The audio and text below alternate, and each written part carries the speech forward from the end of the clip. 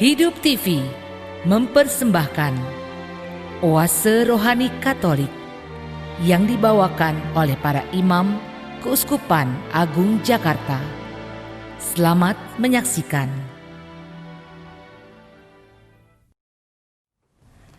Salam damai dan salam jumpa sahabat Oase Rohani Katolik yang terkasih. Apa kabar Anda semua di hari ini? Senang sekali saya Patricia Elsa dapat kembali hadir, dan pada saat ini saya sudah bersama dengan Romo Karolus Putranto Trihidayat yang akrab kita sapa dengan Romo Uut. Dan pada pesta kelahiran Santa Perawan Maria ini, bacaan-bacaan yang akan kita baca bersama, bacaan pertama nanti dari Nubuat Mika, dan bacaan Injil Yesus Kristus menurut Matius. Sekarang kita akan menyapa dahulu Romo Uut. Romo, apa kabar? Salam jumpa. Salam jumpa Elsa, salam jumpa sahabat Oase Rohani Katolik yang terkasih. Semoga semuanya dalam keadaan baik dan sehat ya Romo. Iya, semoga semuanya sehat, baik dan siap mendengarkan firman Tuhan hari ini. Iya, baik. Kita akan awali acara ini dengan doa bersama dengan Romo Uut. Baik, marilah para sahabat Oase Rohani Katolik kita siapkan hati kita. Kita mohon supaya hati kita dibuka untuk menerima sabdanya. Dalam nama Bapa dan Putra dan Roh Kudus. Amin. Terpujilah Engkau, Allah Bapa pencipta semesta alam, daripada mula hidup kami mengalir. Hidup kami Kau rawat dan Kau perhatikan, dan hidup kami Kau arahkan pada kehidupan yang sejati. Semoga ya Tuhan hati kami siap pada saat ini untuk mendengarkan firman-Mu, untuk diubah oleh sabda-Mu yang penuh kekuatan itu, sehingga hidup kami memancarkan iman akan Yesus, Tuhan dan Guru kami. Bunda Maria, Engkau diutus Tuhan untuk menjadi teladan dan pendoa bagi kami. Doakanlah kami agar mengikuti teladan-Mu, mendengarkan firman Allah dengan setia, dan menjadi pelaku firman yang sejati. Demi Yesus Putra-Mu Tuhan dan pengantara kami, kini dan sepanjang segala masa. Amin. Amin. Dalam nama Bapa dan Putra dan Roh Kudus. Amin. Marilah kita bersukacita merayakan kelahiran Santa Perawan Maria, sebab daripadanya telah terbit cahaya dunia, yaitu Kristus Tuhan kita. Sahabat Oase Rohani Katolik yang terkasih, pada pesta kelahiran Santa Perawan Maria, kita akan membaca dan mendengarkan bersama bacaan dari Nubuat Mika, bab 5 ayat 1 sampai dengan 4a, dan bacaan Injil Yesus Kristus menurut Matius, bab 1 ayat 8 sampai dengan 23. Kita akan awali dengan membaca dari Nubuat Mika. Beginilah firman Tuhan.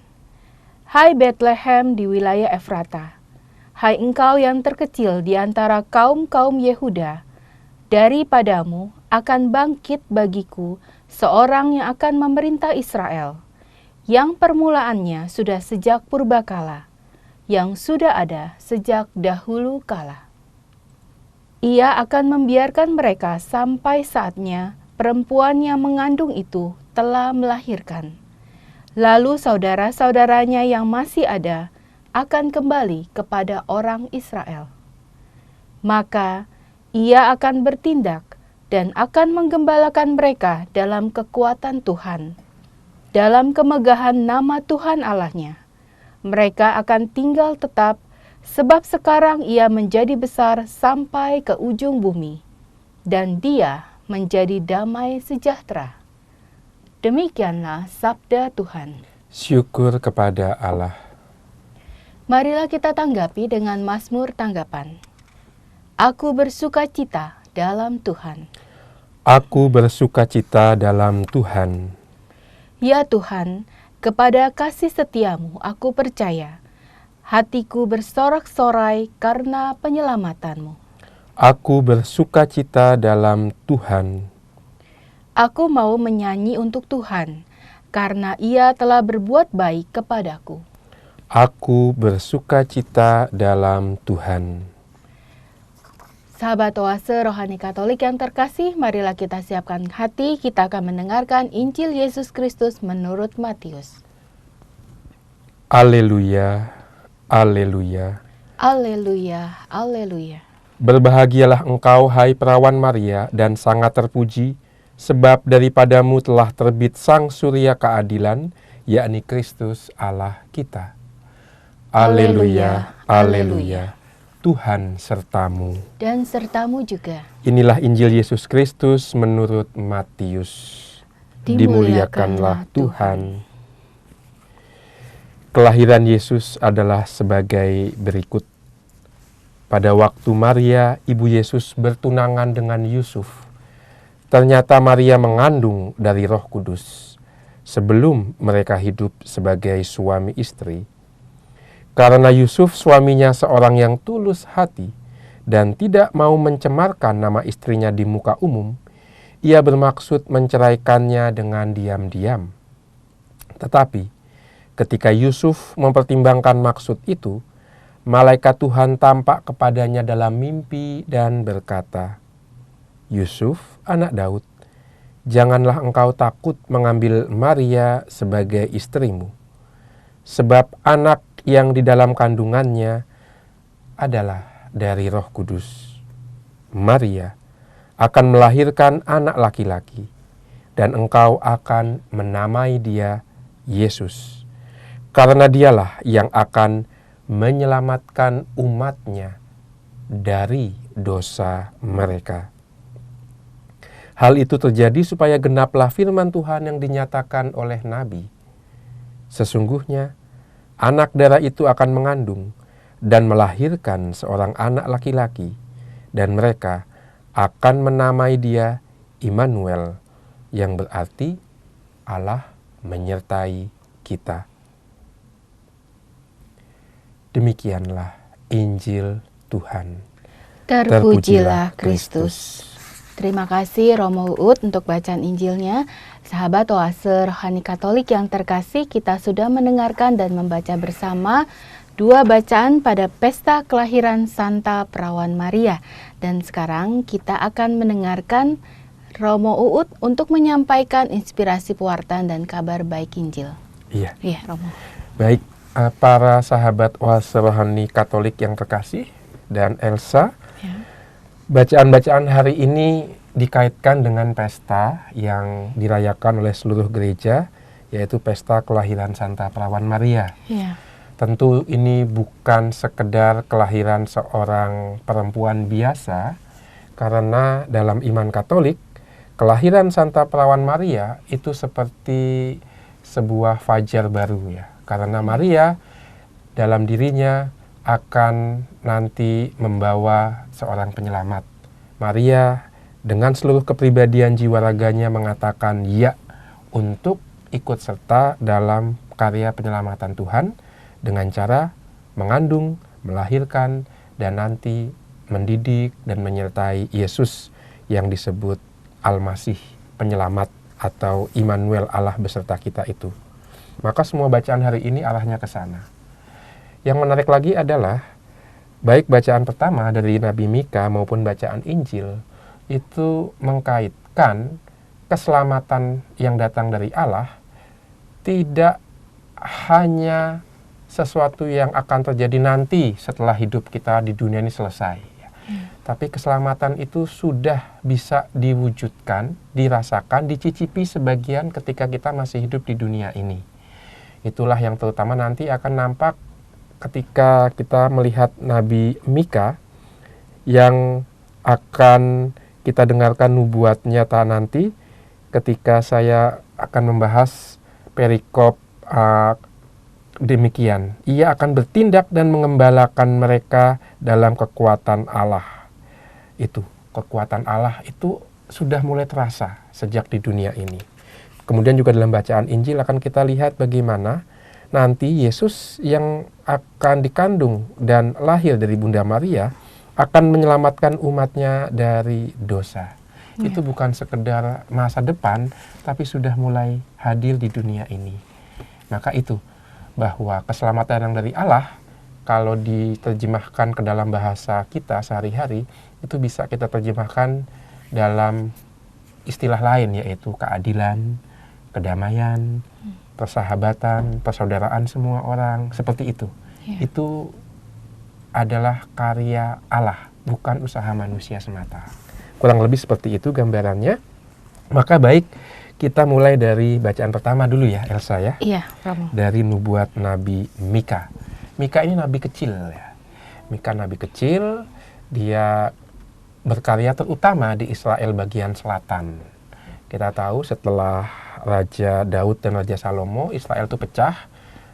Israel bagian utara itu lebih makmur, lebih kaya. Sementara Israel selatan itu lebih kurang makmur lah dengan demikian. Dan Nabi Mika ini punya teman-teman nabi lainnya yang kurang lebih seangkatan dengan dia, khususnya Nabi Yesaya. Ini satu zaman dengan Yesaya. Bahkan bisa dikatakan Nabi Mika itu muridnya Nabi Yesaya. Seperti Nabi Yesaya, Nabi Mika juga mengingatkan bangsa Israel bahwa beribadah dengan Allah itu berarti juga menciptakan keadilan di tengah manusia. Jadi tidak dipisahkan antara beribadah dengan Allah yang sejati dengan relasi antar manusia. Percuma kita beribadah dengan Allah kalau tidak menciptakan relasi yang adil di antara sesama manusia. Kurang lebih Mika itu juga seperti Yesaya. Dia menyerukan keadilan sebagai praktek ibadah yang sejati kepada Allah yang sejati. Nah, dalam bacaan yang baru saja kita dengarkan ini, kita mesti meletakkan konteks itu, bahwa akan ada seorang perempuan yang melahirkan. Itu konteksnya adalah bagaimana bangsa Yehuda, artinya Israel di sebelah selatan, itu berani mengubah hati mereka dan dituntun oleh Allah di jalan keadilan. Karena apa? Karena pada waktu itu kerajaan selatan, Yehuda, Israel selatan, itu sudah tidak lagi taat menyembah Yahweh karena mereka beribadah pada dewa-dewa asing, memenuhi kuil-kuil dewa asing, dan tidak melakukan keadilan seperti yang ada dalam 10 perintah Allah. Ada saksi dusta untuk membawa orang yang tidak bersalah di pengadilan supaya dia dijatuhi vonis dan hartanya diambil. Ya. Ada pembunuhan, ada perampasan, penjualan budak, dan seterusnya. Maka Nabi Mika mengingatkan itu. Tetapi Nabi Mika tidak hanya mengingatkan, tapi juga tidak hanya menegur, mengingatkan kesalahan, tapi juga mengingatkan jati diri mereka. Maka di situ dikatakan, hai Bethlehem di wilayah Efrata, hai engkau yang terkecil di antara kaum-kaum Yehuda. Daripadamu akan bangkit bagiku seorang yang akan memerintah Israel. Jadi diingatkan lagi bahwa mereka itu mungkin kecil wilayahnya ya. Seperti Bethlehem wilayahnya kecil. Tetapi dari yang kecil itu akan lahir seorang pemimpin yang memimpin seluruh bangsa Israel. Jadi dibayangkan oleh Mika, Israel Utara dan Israel Selatan bersatu kembali seperti zaman Raja Daud dulu. Kita ingat Bethlehem itu tempat tinggal Daud. Bethlehem dari Bethlehem artinya rumah roti sebenarnya ya kan.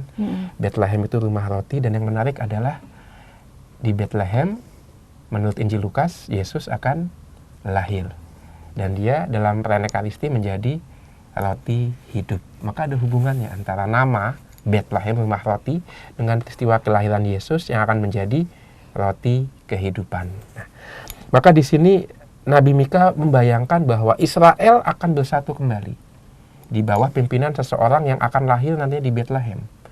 Jadi Israel Utara akan rukun dengan Israel Selatan, mereka menjadi satu kerajaan. Tapi tidak hanya itu, secara politis mereka akan menjadi satu, tapi juga diharapkan bahwa persatuan itu, kita lihat di ayat ketiga, akan menampilkan kekuatan Allah, kemegahan nama Tuhan. Itu dia. Dan karena itu bangsa Israel akan menjadi besar, karena mereka kembali bersatu dan mereka kembali menyembah Allah yang satu, yaitu Yahweh. Dan di situ Israel akan menemukan kejayaannya seperti dahulu. Nah, jadi seperti itu konteksnya. Bahwa Nabi Mika membayangkan suatu saat akan lahir seseorang di Bethlehem yang akan menyatukan bangsa Israel dan mengembalikan kebesaran kejayaan Israel seperti zaman Raja Daud dulu. Dan di situ peran perempuan disebutkan. Perempuan yang mengandung itu, saatnya perempuan yang mengandung itu telah melahirkan. Nah itu, maka perempuan itu Bunda Maria yang kita kenangkan kelahirannya saat ini. Jadi Maria itu menjadi besar bukan karena dirinya sendiri, tapi karena tugasnya, yaitu dia akan melahirkan penyelamat. Nah, seperti itu. Dan kita tahu, Yesus sang penyelamat yang lahir di Bethlehem tidak saja menyatukan bangsa Israel, tapi menyatukan seluruh umat manusia. Semua akan menjadi saudara. Karena dalam nama Yesus, Allah akan disapa sebagai Bapa semua orang. Nah, kurang lebih nubuat Mika ke situ Seperti arahnya. itu. Ya. Iya, baik Romo. Terima kasih. Jadi kalau kita membaca tentang nubuat Mika ini, berarti dia, kalau kata nubuat itu sendiri itu apa sih Romo? Ya, ini nubuat itu kan selalu disampaikan oleh para nabi umumnya. Ya. Berarti kalau nubuat Mika ini berarti sesuatu yang disampaikan oleh Nabi Mika. Oleh Nabi Mika Hmm. berkenaan dengan apa yang mau Allah buat untuk bangsa Israel.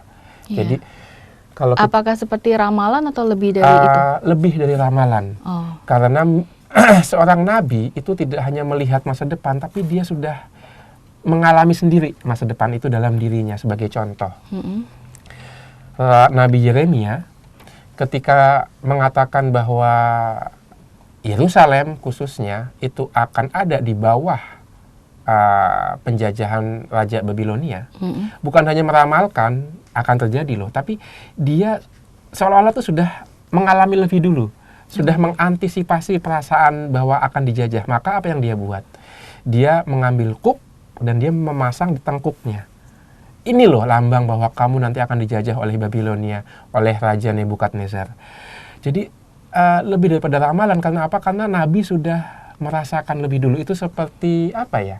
Seperti orang membayangkan misalnya orang akan menikah ya. Mm-mm. Tanggal menikahnya masih seminggu, tapi surprise-nya, perasaannya, sukacitanya dia sudah merasakan itu. Dan itu kan berarti sebuah antisipasi untuk masa depan. Kurang lebih Nabi seperti itu. Atau contoh yang paling dekat misalnya kalau orang mau dioperasi ya. Iya. Ya kan, dioperasinya masih mungkin minggu depan, tapi kita sudah merasakan ketakutannya, Takut. nyerinya, sampai-sampai kemudian kita keringat dingin. Efeknya kita rasakan sejak saat ini. Nabi kurang lebih seperti itu, bahwa masa depan itu pasti terjadi karena itu nubuat yang dia sampaikan dan itu firman Allah. Namun Nabi lebih dari sekedar menyampaikan ramalan, karena apa yang terjadi di masa depan sudah dia alami lebih dulu.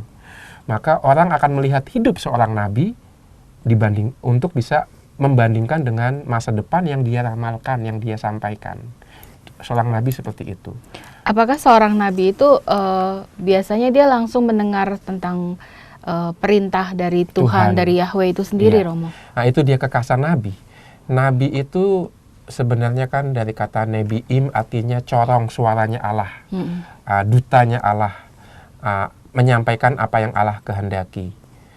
Juru bicaranya Allah, kurang lebih seperti itu. Yeah. Maka seorang nabi bisa menjadi seperti itu, menjadi juru bicara Allah, menjadi speakernya Allah, karena dia dekat, dia akrab dengan Allah, dia tahu Allah itu menghendaki apa. Jadi ada semacam intuisi.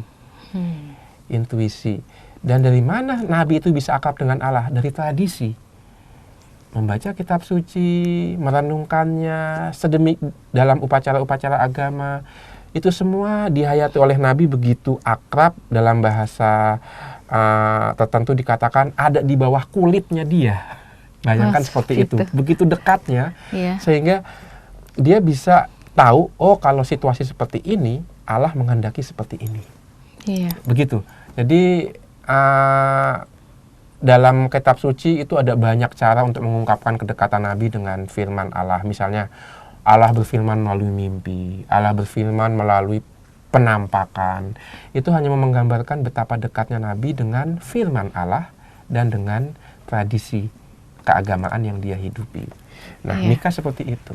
Iya, baik Romo. Dan kalau kita membaca dari nubuat Mika ini luar biasa sekali karena ini kan jarak waktu, rentang waktu antara Bunda Maria sama zamannya Nabi Mika ini kan sangat jauh. Kurang lebih 700 sampai tahun itu ya 700 tahun ya kurang lebih ya. Iya, jadi begitu jauh tapi sudah dinubuatkan ibaratnya ya. Seorang sosok perempuan ini yang kita tahu itu Santa Perawan Maria. Iya. Dan itu dia. Kalau kita ngomong tentang Santa Perawan Maria, Romo, sosok seperti apa yang kita bisa gambarkan tentang Bunda Maria ini? Iya, dalam nubuat Nabi Mika pertama-tama dikatakan akan bangkit seorang pemimpin dari Bethlehem. Artinya Mika itu sudah begitu akrab dengan tradisi mesianik, artinya dengan tradisi keagamaan bahwa Raja Daud itu bukan sekedar raja manusia, tapi dia model untuk setiap raja. Karena untuk orang Israel, raja itu bukan pemilik Israel. Raja itu wakil Tuhan. Yang sebenarnya memiliki Israel itu Tuhan. Raja hanya mewakili Allah. Maka kelihatan bahwa Raja Daud menjadi model karena apa? Karena Raja Daud tahu diri. Dia diberi kekuasaan, dia punya kuasa, wewenang, tapi dia tahu bahwa saya itu hanya wakilnya Tuhan di dunia. Nabi Daud menjadi model raja-raja Israel. Kalau Raja Daud bisa seperti itu, maka sebenarnya perempuan yang mengandung, melahirkan, dan mendidik Raja Daud pasti juga sudah memberikan contoh teladan kerendahan hati, tidak main kuasa, dan seterusnya. Maka di sini juga dikatakan setelah berbicara tentang seorang raja mengikuti model Raja Daud yang lahir di Bethlehem dan bisa menyatukan Israel, dikatakan ia akan membiarkan mereka sampai saatnya perempuan yang mengandung itu telah melahirkan. Maka disebut perempuan. Karena apa? Ini peran ibu begitu penting dalam pendidikan. Bahkan sejak anak dikandung, ibu itu sudah mendidik anaknya. Perkataan ibu akan didengar anak dalam kandungan. Apa yang dibuat ibu punya efek dalam anak yang ada dalam kandungan. Maka kita mengenal bahasa ibu. Karena anak belajar bahasa dari ibunya. Kalau Yesus itu seperti Raja Daud, memerintah dengan rendah hati, dengan penuh ketaatan kepada Allah Bapanya, itu peran Maria tidak bisa diabaikan. Berarti sejak Yesus dikandung, Maria sudah memberikan makanan rohani kepada Yesus dalam kandungannya berupa ketaatan, kerendahan hati, kesetiaan mendengarkan firman Tuhan. Nah, itu kelihatan dalam Injil Lukas ketika Maria menerima kabar dari malaikat Tuhan. Maria mengatakan, aku ini hamba Tuhan. Terjadilah padaku menurut perkataanmu. Sikap Maria ini secara manusiawi dan secara budaya itu turun ke anaknya, yaitu Yesus. Maka lihat bagaimana cara Allah bekerja. Allah bekerja melalui orang tua, juga melalui terutama peran ibu. Maka tidak heran dalam bahasa Indonesia dikatakan surga di bawah telapak kaki ibu. Bukan bapak. Karena bapak nggak mengandung, tapi ibu yang mengandung. Maka pendidikan anak sudah dimulai sejak dalam kandungan. Peran ibu luar biasa. Itu sebabnya gereja Katolik tidak salah mengingatkan akan pribadi Maria ini yang pesta kelahirannya kita peringati saat ini. Berarti tanggal ini diperingati sebagai hari ulang tahun, bisa dikatakan seperti itu ya Romo? Iya.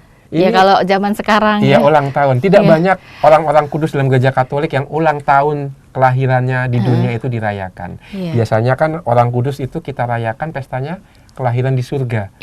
Kematian mereka. Tapi ini istimewa.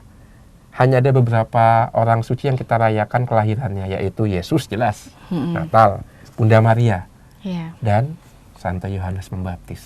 Oh, itu juga ya? Iya, kelahirannya kita peringati. Maka dua tokoh ini yang berperan besar dalam Yesus, dalam kehidupan Yesus, Bunda Maria dan Yohanes Pembaptis. Itu kelahirannya kita peringati. Ya. Sama. Baik Romo, terima kasih. Sangat menarik apa yang tadi sudah Romo sampaikan. Dari kita baru membahas tentang nubuat Nabi Mika ini, dan kita akan jeda dulu Romo. Kita akan kembali, tetaplah di acara Oase Rohani Katolik. Hidup TV mempersembahkan Oase Rohani Katolik yang dibawakan oleh para imam Keuskupan Agung Jakarta. Selamat menyaksikan. Sahabat Oase Rohani Katolik yang terkasih, terima kasih Anda masih bersama dengan kami, masih bersama dengan Romo Uut dan saya Patricia Elsa di acara Oase Rohani Katolik. Bagi Anda yang masih ingin bertanya ataupun ingin sharing iman, dapat mengirimkan SMS ke nomor 0822 1036 1555 atau dapat email kepada kami orkkaj@yahoo.com. Romo, kita akan lanjutkan kembali ya. Baik. Apakah masih ada yang ingin Romo sampaikan, inspirasi pewartaan dari bacaan pertama, atau kita akan melangkah ke bacaan Injil, Romo? Ya, mungkin sekedar mengulang apa yang sudah kita bahas tadi di sesi pertama. Jelas Nabi Mika itu orang yang dekat dengan Allah, akrab dengan tradisi keagamaan Israel, sehingga ketika ada situasi yang kurang enak, dia terdorong untuk menanggapi situasi itu, bukan dengan idenya sendiri, tapi dengan apa yang sudah dia gali dari kekayaan keagamaan Israel. Inilah yang disebut nubuat. Maka Allah itu bekerja melalui banyak hal. Melalui budaya, melalui upacara, juga melalui tradisi bangsa Israel. Itu yang diakrabi oleh Nabi Mika. Dan berkat itu dia bisa tahu apa yang dikehendaki Allah. Ini yang disebut ciri kenabian seperti ini dalam bahasa susahnya, dalam bahasa teologinya disebut sensus fidei, yaitu intuisi, kepekaan akan apa sih maunya Allah dalam situasi seperti ini. Kita masih bisa gak seperti itu, Romo? Sejak kita dibaptis, kita punya kemampuan itu. Bagaimana caranya, Romo? Nah, itu dia. Roh Kudus itu sebenarnya sudah dicurahkan kepada kita sejak pembaptisan, dan kita sudah diberi potensi untuk mengetahui apa kehendak Allah dalam situasi tertentu. Caranya adalah dengan mengasah kepekaan itu. Karena Roh Kudus sudah ada, tapi kalau kita nggak peka, nggak bekerja juga. Saya membayangkan Roh Kudus itu seperti angin. Ya, angin. Kan? Roh kan ruah, ya, artinya angin. Tapi apakah mungkin perahu bergerak kalau dia tidak memasang layar? Demikian juga kita. Fungsi kenabian yang kita terima dalam pembaptisan nggak akan menggerakkan kita kalau kita tidak menyiapkan layarnya. Layarnya itu apa? Ya, kitab suci yang kita baca, kita tekuni, sakramen-sakramen yang kita hayati dan kita akrabi, doa-doa pribadi, seperti itu.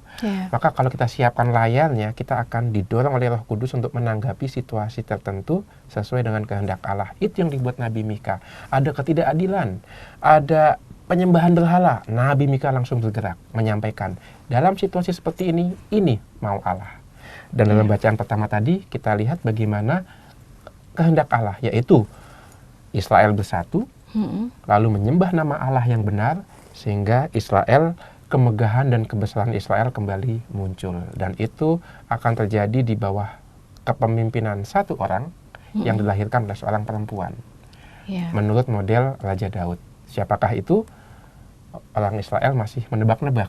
Saat itu ya, Romo? Saat itu. Tapi ketika Yesus lahir, ini kita dia. Sudah tahu. Kita sudah tahu. Dan itu yang akan kita bahas di sesi yang kedua ini. Iya. Dari Injil Matius. Dari Injil Matius, bab 1, ayat 18 sampai 23. Iya. Ya.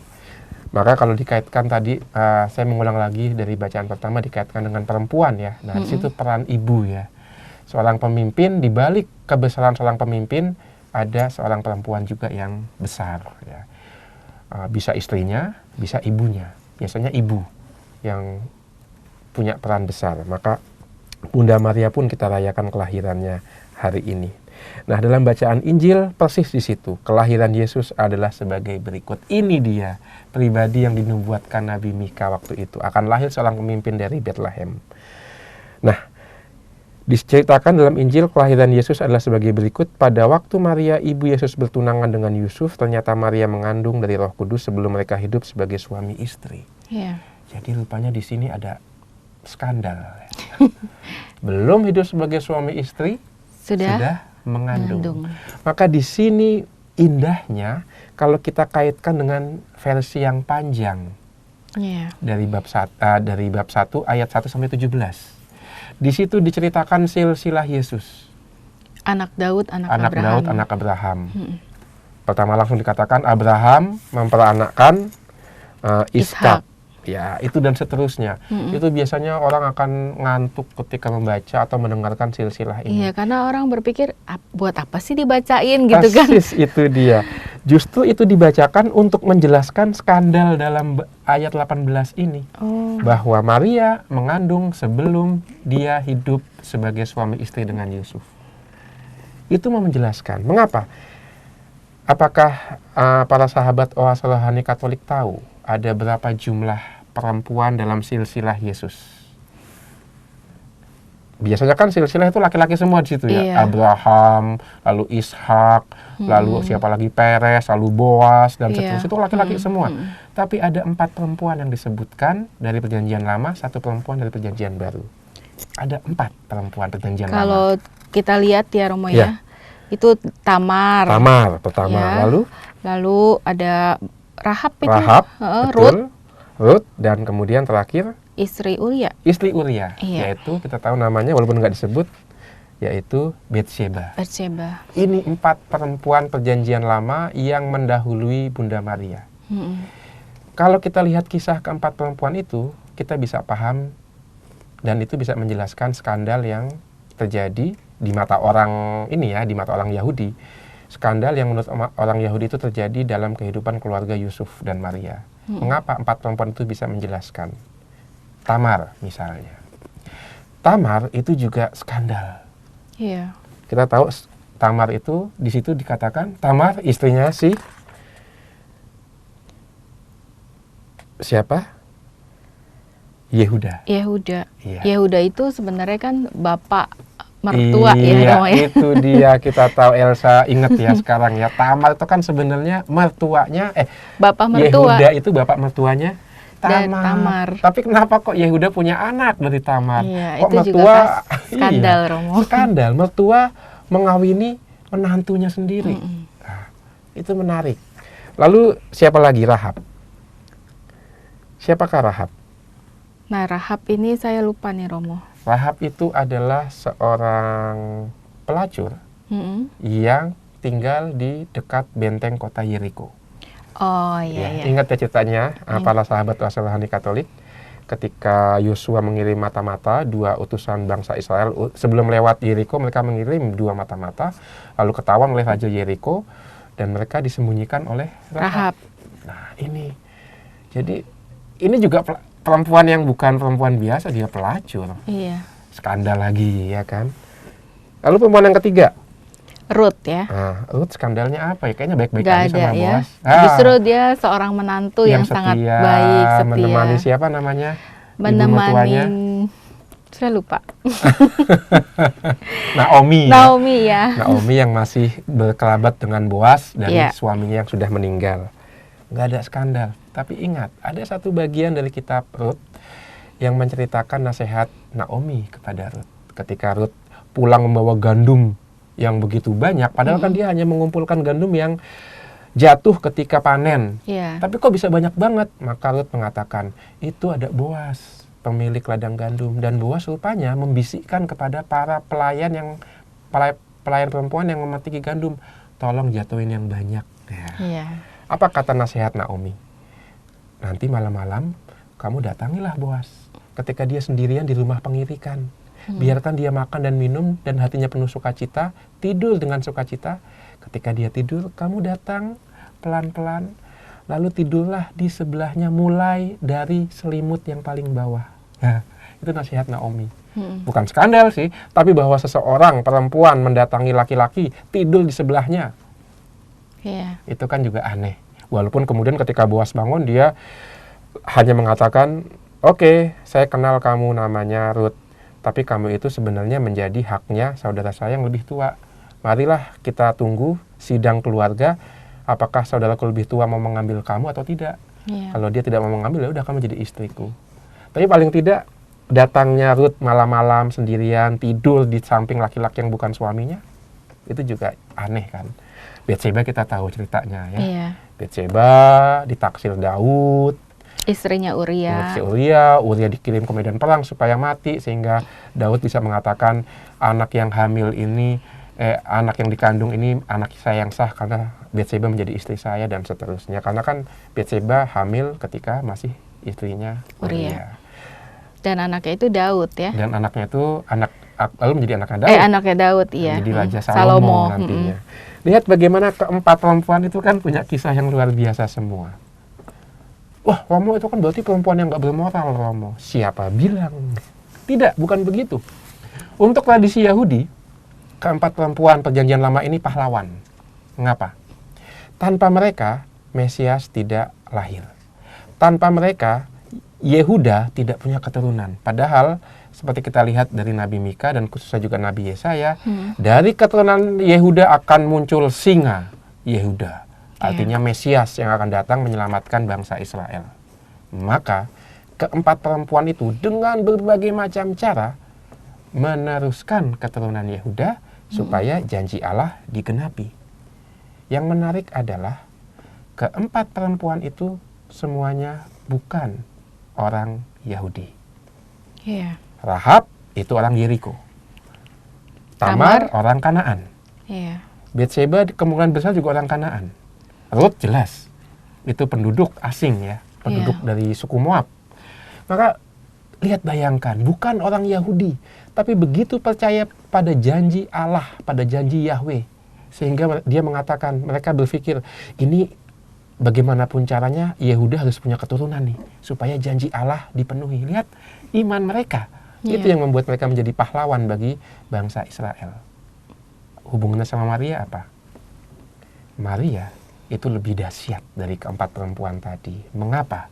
Kalau keempat perempuan tadi meneruskan keturunan Yehuda dan dari situ lahir Mesias melalui hubungan suami istri, Maria melahirkan Mesias tanpa hubungan laki-laki dan perempuan.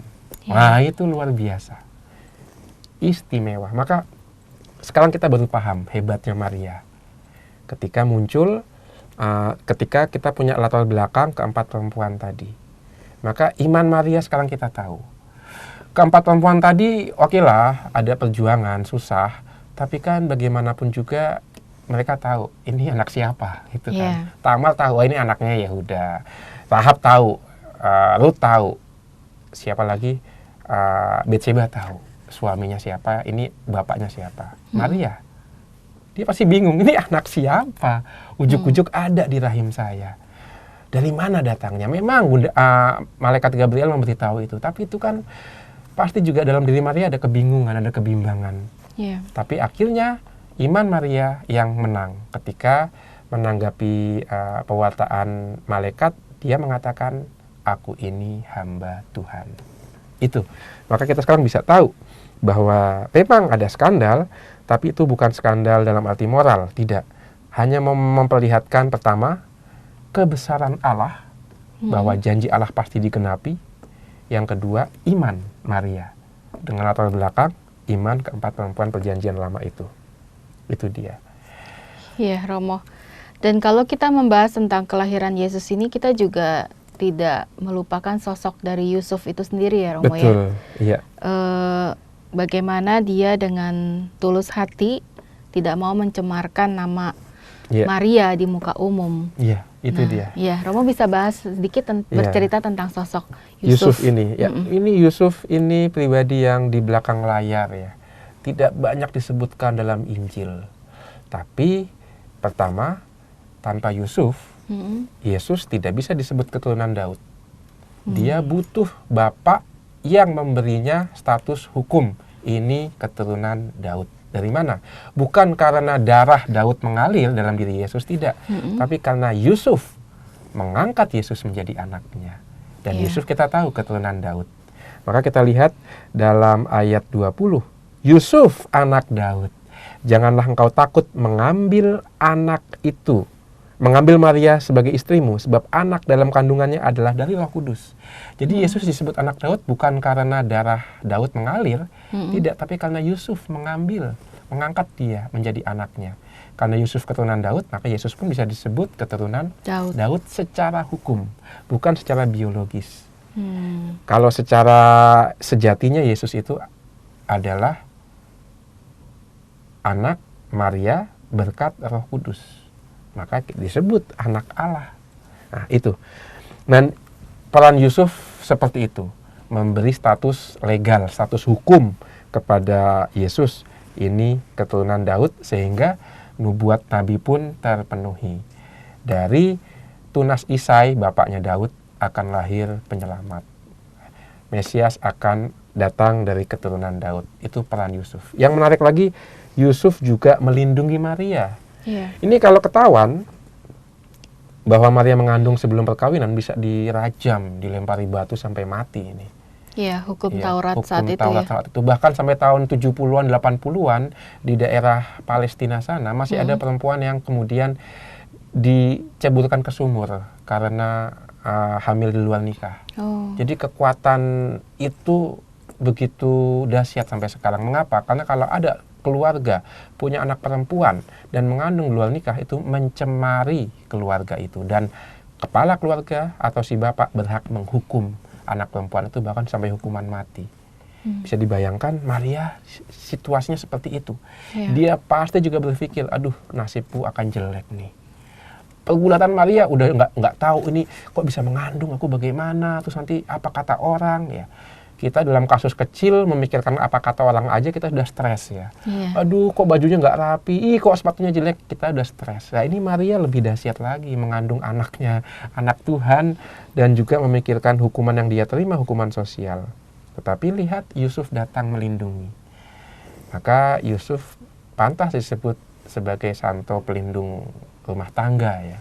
Yang dia buat kepada Maria menjadi teladan untuk semua kepala rumah tangga melakukan hal yang sama, melindungi keluarga, melindungi pasangan, melindungi anak, melindungi seluruh anggota keluarga dari bencana seperti itu. Maka Yusuf pun kita sebutkan dalam doa syukur agung ya, dalam doa syukur agung, khususnya doa syukur agung yang kedua ya, kita sebutkan Bunda Perawan Maria dan Santo Yusuf mempelainya yang kudus, yang suci, yang sederhana, yang setia. Maka peran Yusuf sangat kuat dalam versi Matius ini. Sementara peran Maria akan kelihatan dalam versi Santo Lukas. Jadi kalau di Matius ini kita bisa membaca silsilah Yesus Kristus yang silsilahnya Yusuf sebenarnya ya, dari patriarki ya Romo ya. Dari patriark, dari sisi Bapak dari sisi sampai Bapak. ke Yusuf. Ya. Kalau yang tadi Romo sempat singgung, kalau Injil Lukas kita melihat dari sisi Ibu Marianya. Sebenarnya tidak juga. Bedanya apa silsilah dalam Matius dengan silsilah dalam Lukas? Bedanya adalah dalam silsilah Matius itu dimulai dari Daud. Abraham, Daud. Mau mengatakan bahwa janji Allah, yaitu dengan mendatangkan Yesus Mesias ke atas dunia, itu pertama-tama ditujukan kepada Israel. Apa yang dulu Allah janjikan melalui nubuat para nabi terpenuhi pertama-tama untuk orang Israel. Itu disebut, itu kalau dikaitkan Yesus dengan keturunan Daud. Karena kan Nabi Mika misalnya mengatakan akan lahir seorang pemimpin di Bethlehem. Bethlehem rumahnya Daud. Maka pemimpin itu keturunan Daud. Itu janji Allah kepada Israel. Penyelamat itu keturunan Daud. Walaupun kita tahu dari Injil Matius ini bukan keturunan biologis ya, tapi secara hukum. Karena Yusuf, melalui Yusuf yang mengangkat Yesus secara hukum menjadi anaknya. Tapi kemudian ditambahkan anak Abraham. Abraham itu bukan orang Israel. Dengan kata lain, lahirnya Yesus sebagai Mesias pertama memang memenuhi janji Allah kepada bangsa Israel. Tapi yang kedua disebut keturunan Abraham untuk menunjuk apa? Janji Allah bukan hanya untuk orang Israel. Melalui Yesus, janji Allah juga disebarkan ke semua manusia. Karena kita tahu Abraham itu salah satunya membawa berkat untuk seluruh bangsa. Bapak bangsa makanya Bapak segala bangsa. Dan siapa yang memberkati segala bangsa? Yesus. Melalui Yesus, akhirnya janji Allah melalui Abraham, yaitu berkat kepada segala bangsa, terwujud. Itu yang mau disampaikan melalui silsilah dalam Injil Matius. Bahwa janji Israel, janji Allah kepada Israel, meluas kepada janji Allah kepada semua manusia dalam diri Yesus. Itu. Anak Daud dan anak Abraham. Anak Daud berarti janji kepada Israel, anak Abraham janji kepada seluruh bangsa. Bedanya dengan Lukas apa? Lukas tidak memulai dengan anak Daud, anak Abraham, tapi langsung ke anak Adam. Lebih tinggi lagi. Jadi Yesus itu memang penyelamat seluruh umat manusia. Langsung disebutkan seluruh umat manusia. Karena Lukas itu menulis kepada jemaat yang kebanyakan bukan orang Yahudi. Sementara Matius menulis kepada jemaat campuran, ada Yahudi, ada non-Yahudi. Yang Yahudi sombong dong, kami bangsa pilihan, kami harus dapat perlakuan khusus. Memang kamu khusus karena kamu diperhatikan oleh Allah. Allah punya janji kepada kamu. Tapi Allah mengkhususkan kamu bukan supaya kamu sombong, tapi supaya kamu membagikan berkat. Maka Yesus itu juga keturunan Abraham yang membagikan berkatnya. Itu. Matius arahnya ke sana, mau menyatukan dua belah pihak, Yahudi dan non-Yahudi.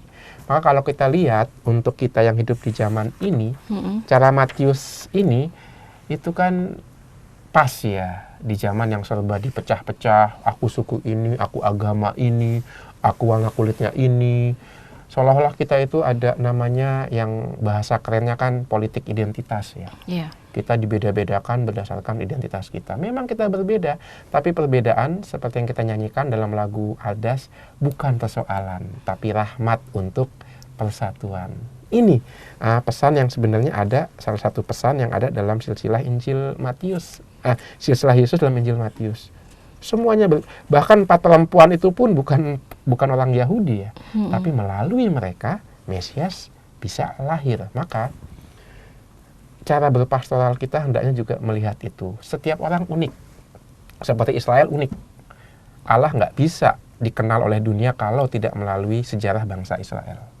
Tapi Israel dipilih bukan untuk menjadi sombong, tapi untuk membagikan rahmat yang dia terima, menjadi saksi. Dan itu ditampilkan modelnya adalah Abraham, bapak orang beriman yang membawa berkat untuk segala bangsa. Cara Allah bekerja selalu begitu, memilih satu supaya yang lainnya kebagian. Ekaristi kan juga begitu. Memang Romo mengambil semua hosti yang dibagikan, kan enggak. Romo hanya mengambil satu hosti, diangkat supaya apa? Roti yang lainnya itu bisa dibagiin melalui roti yang banyak itu kemudian bisa dibagikan ke semakin banyak orang. Allah juga begitu, memilih satu supaya apa? Yang satu itu berbagi rahmat kepada yang lain. Maka jangan iri kalau ada orang punya talenta, bakat khusus. Mengapa? Karena Allah memberikan talenta, bakat kepada orang itu supaya dibagikan. Kalau orang yang punya talenta, bakat itu sombong, waduh, itu seperti selokan yang disumbat. Apa yang terjadi ketika selokan tersumbat? Sarang penyakit. Ada nyamuk di situ. Lalu airnya nggak mengalir, akhirnya jadi air yang kotor, bau, ya kan? Demikian juga kalau orang sombong karena kelebihannya, karena kemampuannya, karena status sosialnya, itu seperti sungai yang disumbat. Lalu ada banyak keburukan yang muncul, ada kecemburuan, iri hati, yang akhirnya melahirkan perpecahan dan pembunuhan. Ingat kisah Kain dan Habel ya. Ketika Kain iri lalu membunuh Habel. Nah itu ketika orang tidak mau berbagi rahmat. Maria itu orang yang berbagi rahmat. Ketika dia menerima kabar sukacita, dia nggak menutupnya sendiri. Apa yang dia buat? Ke pegunungan Yehuda menghampiri Elisabeth saudarinya, membantu Elisabeth dalam persalinannya, dan di situ berbagi rahmat. Karena apa? Tiba-tiba Elisabeth yang menerima kunjungan Maria melonjak kegirangan karena anaknya yaitu Yohanes Pembaptis dalam kandungan ikut melonjak. Nah, itu rahmat dibagikan. Dan buahnya pasti damai, sejahtera, keadilan. Ya. Itu salah satu pesan yang bisa kita tarik dari bacaan Injil. Maka sungguh beriman kepada Allah itu tidak lepas dari keadilan. Kita ingat apa yang ditulis oleh Santo Paulus. Kerajaan Allah itu adalah sukacita, damai sejahtera, dan keadilan. Di mana ada ketiga hal itu, di situ kerajaan Allah terwujud. Semua yang melawan ketiga hal itu melawan kerajaan Allah. Berarti itu kerja si jahat ya Romo? Kerja si jahat kalau nggak ada sukacita, memperjuangkan keadilan tapi dengan muka merengut. Ini apa yang dia perjuangkan ya? Atau juga penuh sukacita tapi berbuat nggak adil. Ini bukan sukacita, ini senang-senang saja. Ya, beda. Maka betul juga nasihat Bapak Paus kita Fransiskus, yaitu penyakit rohani pertama itu adalah gosip. Gosip, ya. Mengapa gosip? Saya membicarakan kejelekan orang lain karena saya iri pada posisi orang lain itu. Saya mau membuat orang itu jatuh dengan membunuh karakternya melalui gosip sehingga saya bisa naik. Nah itu kan berarti kecemburuan. tidak melihat bahwa Allah memberikan keistimewaan kepada orang itu dan orang itu punya tugas membagikan. Jadi jangan iri, malah kasihan kalau udah lihat orang istimewa. Aduh, tugas dia pasti berat ya, membagikan rahmat yang Tuhan berikan. Nah itu. Iya. Dan kita malah mendoakan orang itu, bukannya mengiri ya. Seperti itu. Iya. Baik Romo, terima kasih banyak. Sangat menarik dan pastinya akan memberikan kekuatan buat kita semua yang mendengarkan inspirasi dan kabar baik Injil yang tadi Romo Uut sudah sampaikan kepada kita semua. Dan semoga Anda yang saat ini menyaksikan atau mendengarkan acara ini semakin diteguhkan di dalam iman akan Kristus. Dan tanpa terasa kita akan mengakhiri acara ini, tapi sebelumnya kita akan memohon doa dan berkat melalui Romo Uut. Baik, marilah para sahabat Oase Rohani Katolik yang terkasih, kita siapkan hati kita. Dalam nama Bapa dan Putra dan Roh Kudus. Amin. Syukur ya Allah atas firman-Mu. Syukur atas teladan Bunda Maria yang Kau berikan kepada kami, khususnya dan umat manusia pada umumnya, untuk menjadi orang yang rendah hati, orang yang menerima rahmat-Mu tidak dengan kesombongan, tapi dengan kesadaran untuk berbagi. Dan berkat kerendahan hati, ketaatan dan semangat berbagi, kami menerima Yesus Sang Mesias yang menyelamatkan kami dari perbudakan dosa. Ajarilah kami untuk mengikuti teladan Maria. Amin. Tuhan sertamu. Dan sertamu juga. Berkat Allah turun melimpah atas kita semua, atas mereka yang kita doakan dan kita cintai, dan atas karya perutusan kita, dalam nama Bapa dan Putra dan Roh Kudus. Amin. Sahabat Oase Rohani Katolik yang terkasih, saya Patricia Elsa bersama dengan saya Romo Karolus Putranto Trihidayat pamit undur diri. Tetaplah semangat dalam menjalani hidup ini. Mari amalkan Pancasila. Kita Bhinneka, kita Indonesia. Demikianlah Oase Rohani Katolik yang dibawakan oleh para imam Keuskupan Agung Jakarta. Tuhan memberkati.